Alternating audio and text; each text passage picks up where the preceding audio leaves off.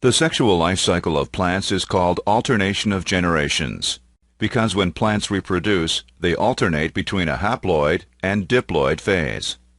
The diploid stage in plants, called the sporophyte, produces spores, whereas the haploid stage, called the gametophyte, produces gametes. Terrestrial plants exhibit an evolutionary trend toward diploid dominance. Adaptation to the terrestrial environment resulted in smaller and less complex haploid gametophytes and larger, longer-lived diploid sporophytes. Sporophyte dominance may be the result of an uncertain terrestrial environment. Harmful alleles are less likely to affect diploid organisms.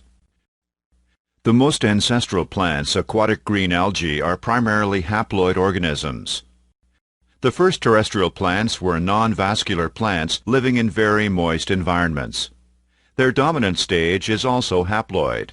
It is leafy, green, and photosynthetic, whereas its diploid stage is smaller and completely dependent upon the haploid generation for nourishment.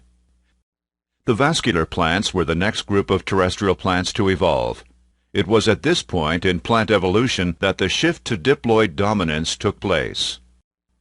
The fern life cycle illustrates alternation of generations. The diploid generation is colored green and the haploid generation brown. The leafy green fern is the diploid sporophyte.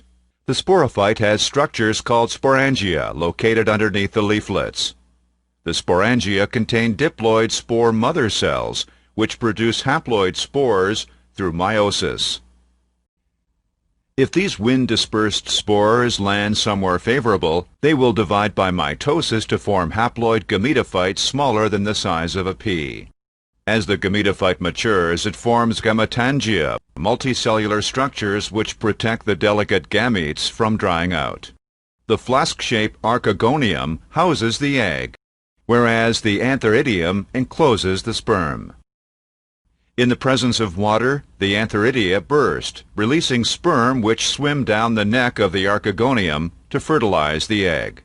At that point, a diploid zygote is formed. This marks the beginning of the diploid generation. Note that as the young sporophyte grows, it is maintained by the gametophyte until it has produced its own roots and leaves.